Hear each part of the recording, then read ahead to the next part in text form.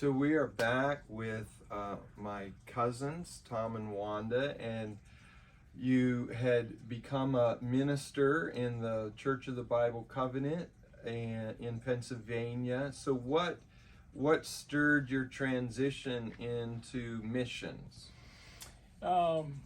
We had been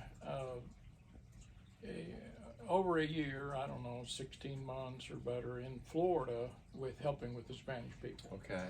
And then because of the accident, we came back to Tennessee and Pennsylvania between school and home, and then eventually under the Bible Covenant I went to California to open the West Coast region, and I began working into Mexico, and we had several churches there, and we had one Hispanic church in the LA area and another one in Mexico, and then began to do that work, and eventually returning to Pennsylvania and taking a pastorate in Josephine under still Bible Covenant, but when we had been in California, we met an independent missionary who was in Guatemala, and a lot of wonderful stories in that connection to get us interested and ended up where we went. He called me one day when we were pastoring in Pennsylvania. He called me and he said, "I want you to go with me to Guatemala." And I believe it was God. I had my heart was so in Spanish missions. I had prayed exceedingly over several years, and I talked with the district superintendent. I wasn't satisfied. I wanted to resign the pastorate and go back to, I'd been a couple of years in Mahoning Town, and then a short pastorate in another place, and then back to Newcastle East Side, and anyway, my heart was so in Spanish missions that I couldn't live with myself. Right. I got where I wouldn't even take I wouldn't take the youth to a missions meeting, because the minute a missionary would start speaking, I would start weeping. And I was just out of control. I couldn't be around missions. It was so on me. And so the Lord, and I found this in life, that I know in my own life, that sometimes God guides us through frustrations.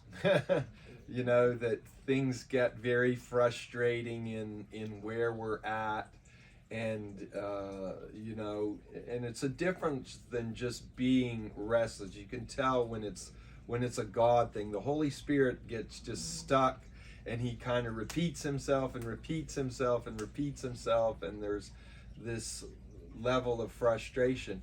Now, Wanda, you were all during this time. Now, this is probably 10 years later or so after you've you're traveling, having children, raising a family, traveling from Florida to California to back to Pennsylvania, and now Tom is getting restless for missions work, and you've got a family. What were your thoughts of that, with just the kids and all? Yeah. Well, we loved our family. We were thrilled that we had these boys, and yet the missions part of it was getting on to me too. Yeah. And so that was one of the joys that we, had in finding out that we had somebody that would open the doors to help us to get to Guatemala and to Honduras. And so you were up for the adventure. You were okay. All right, good. So the Lord moves on your heart. This guy says, "Come to Guatemala." So you went down solo, I'm assuming, you and him on a he missions actually trip? came to Pennsylvania, and we bought 2 pickup trucks and built a big box on the back of the heavier one, and put a camper on a small camper shell on the other one, and we traveled with those two trucks, clear to even passed through Nampa, Idaho, and then eventually the edge of Oregon, and back down through California and back to Arizona, and then back to Oklahoma, to Tulsa, where we had left the one pickup.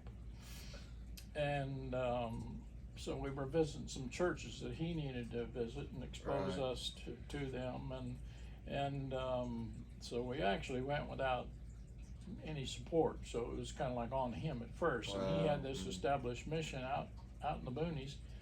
And So you drove to Guatemala. so we drove to Guatemala. Okay. Yeah.